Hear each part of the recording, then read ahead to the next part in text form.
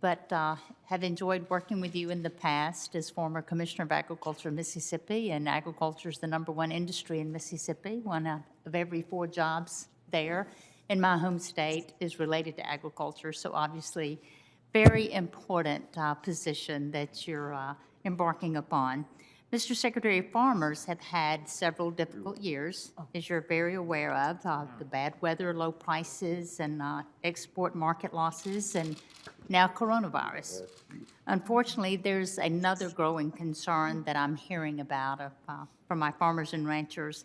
Last June, a petition was filed in the Department of Commerce and the International Trade Commission seeking countervailing duties on phosphate fertilizer imports. Since that petition, fertilizer supplies have tightened across the country and phosphate fertilizer prices are substantially up 25% or more. How concerned are you about maintaining adequate supply of these fertilizers, and what are your plans for ensuring reliable markets for this critical ag import for farmers? Senator, I had an opportunity recently to visit with Senator Moran about this issue, and so I'm certainly aware of the importance of it.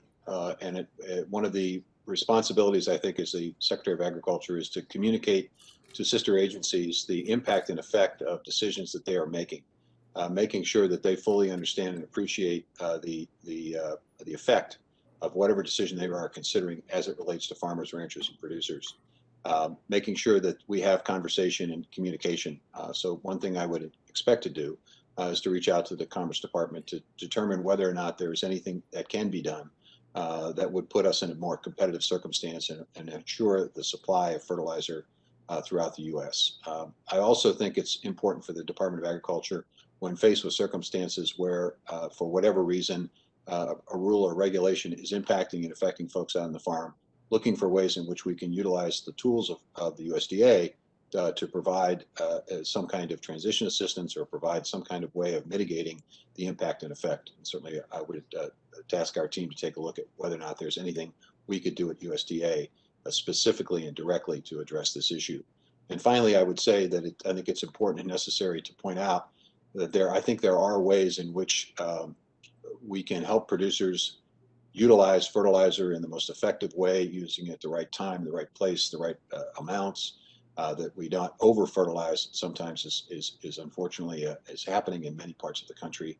And I think there are also opportunities, as I said earlier, to convert agricultural waste into a variety of products, including a pelletized fertilizer that would be transportable, storable, and create a new market opportunity for farmers. So I think there are a multitude of ways to address this issue. Thank you very much for that answer, because it is quite a concern. And another thing I want to mention while I have a few moments left is the forest and wood products industry provides great jobs in rural areas throughout the country, including Mississippi. In addition to providing important economic support to rural economies, working forests, obviously, they also provide for clean air, clean water, and wildlife habitat. Ensuring growing markets for wood products is critical for these rural economies and environmental benefits. One of the other things that concerns me is their eligibility for programs when they lose timber.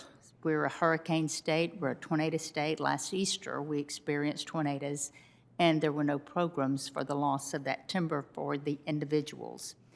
But what are your views on how USDA can strengthen and grow markets for wood products, including leading on new and innovative wood products like mass timber? Well, first of all, I think it's to take a look at the procurement position and opportunities that USDA itself has and that other departments of the government have in terms of how they might be able to use wood in construction opportunities, projects that we have with the Forest Service, projects that the Defense Department has, just to name two. There are ways, I think, where we can encourage where it's appropriate for the use of wood. When I was Secretary before, we focused and began the process of trying to encourage the construction of tall buildings with cross-laminated timber.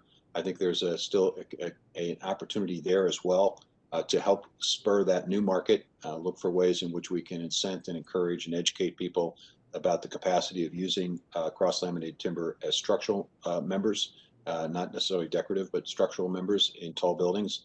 There are a number of projects that are taking place in the U.S. and certainly quite a few projects taking place in other parts of the world that I think showcase that opportunity.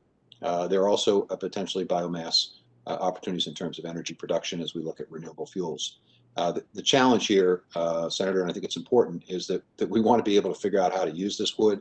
We want to be able to preserve the carbon that's in the wood.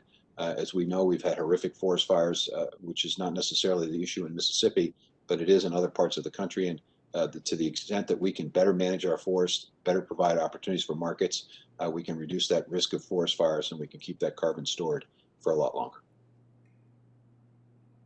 Again, congratulations, and thank you for answering my questions.